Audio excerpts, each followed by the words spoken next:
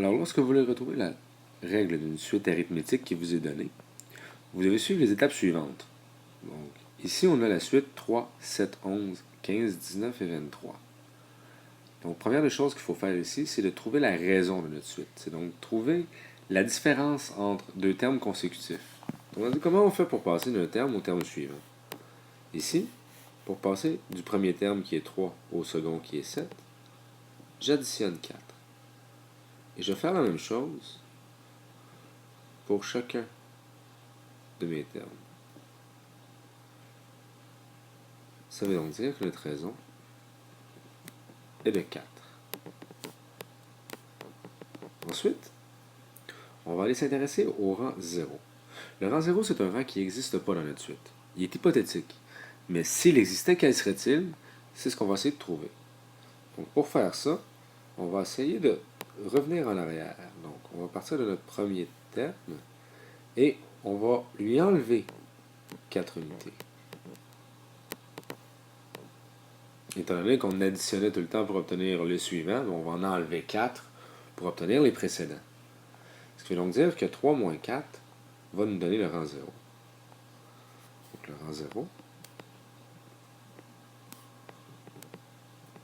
ici, va être égal à 3 moins 4, qui nous donne moins 1.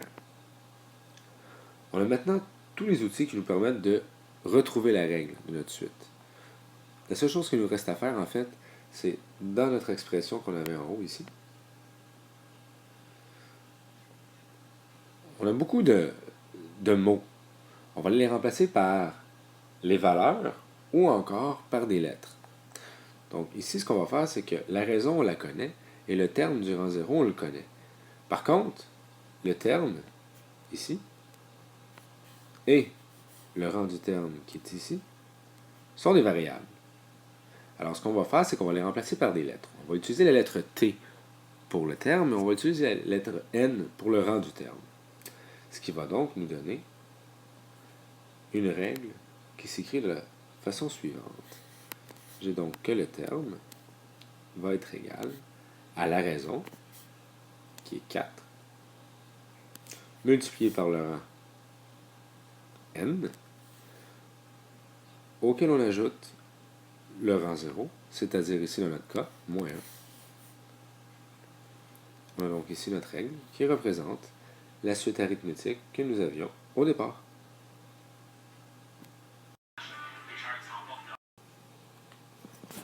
Prenons maintenant le deuxième exemple. Ici, on a la suite suivante. On a donc les nombres décimaux. On a 9, 12,5, 16, 19,5, 23 et 26,5. Vous m'excuserez, je ne dis pas les nombres correctement. Je devrais dire 12 et 5 dixièmes, là, mais pour accélérer les choses, je les prononce de cette façon-là. Donc, première des choses qu'on doit faire, c'est de retrouver la raison. Alors, quels sont les bons qu'on fait d'un terme à l'autre? Pour passer de 9 à 12,5, j'ai donc additionné 3 et 5 dixièmes. Pour passer de 12,5 à 16, même principe. J'ai additionné 3 et 5 dixièmes. Et ainsi de suite. On sait donc que notre raison est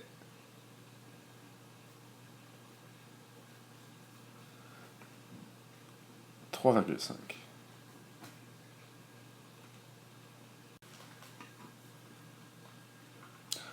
Maintenant, on va essayer de retrouver la valeur du rang 0. Donc, si on recule de 3 et 5 dixièmes,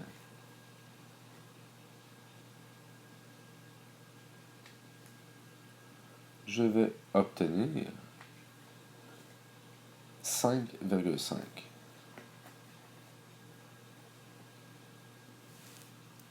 Alors, notre raison est de 3 et 5 dixièmes. La valeur du rang 0 est de 5 et 5 dixièmes. Ce qui nous donne donc, en bout de ligne, la règle suivante. Le terme est égal à 3 et 5 dixièmes multiplié par le rang, auquel on ajoute, cette fois-ci, étant donné que c'est un nombre positif, 5 et 5 dixièmes.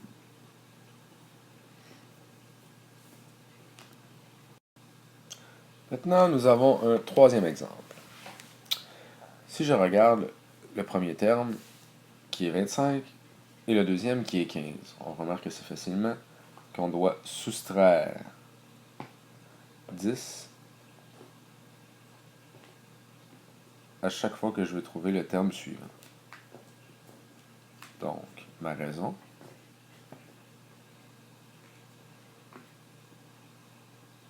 est donc de moins 10. Maintenant, essayons de retrouver le rang 0. Si je reviens en arrière, je vais donc faire plus 10 pour retrouver un terme précédent.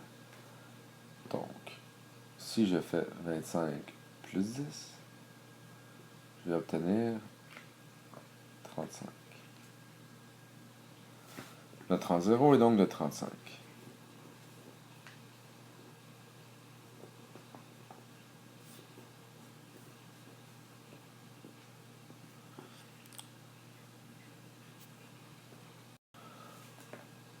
On peut donc réécrire la règle. T est égal à moins 10 multiplié par le rang. Et on ajoute 35.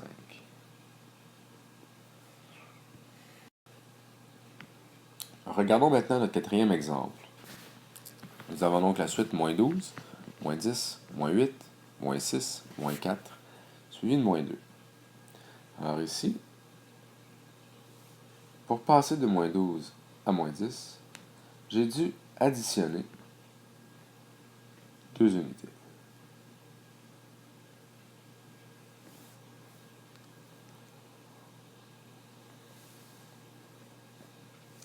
Il en va de même lorsque je veux passer de moins 10 à moins 8,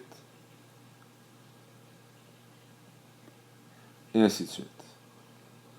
On peut donc affirmer que notre raison est de 2.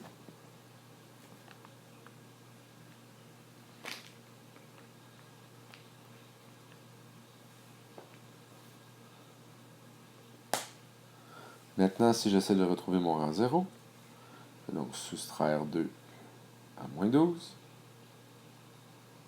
J'obtiens donc moins 14.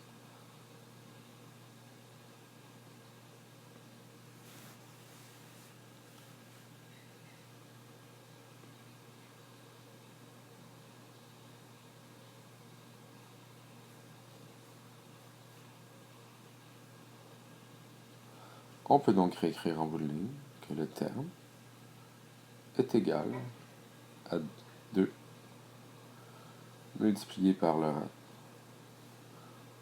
auquel on soustrait 14. Et maintenant, un dernier exemple un peu perdu. Donc ici, on a les fractions.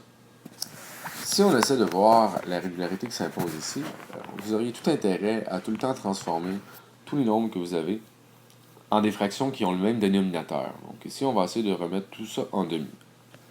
Ce qui va donc nous donner la suite suivante. Moins 3 demi. Évidemment, 0 demi. 3 demi. 6 demi. 9 demi. Et 12 demi.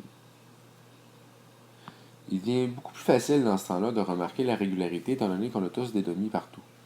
Donc ici, on peut facilement voir que j'additionne tout le temps 3 demi pour passer d'un terme à l'autre.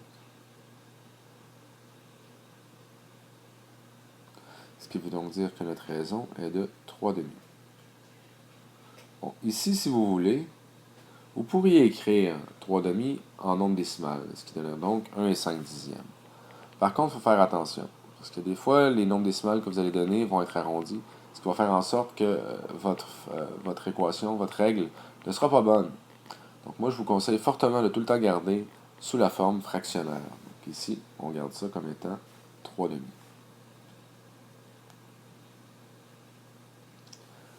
Ensuite, retrouvons notre rang 0. Je vais donc soustraire moins 3 demi à moins 3 demi, ce qui va me donner moins 6 demi. Par contre, on exprime tout le temps tous les nombres sous leur forme irréductible.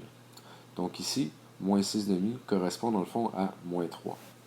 Je vais donc aller écrire que mon rang 0.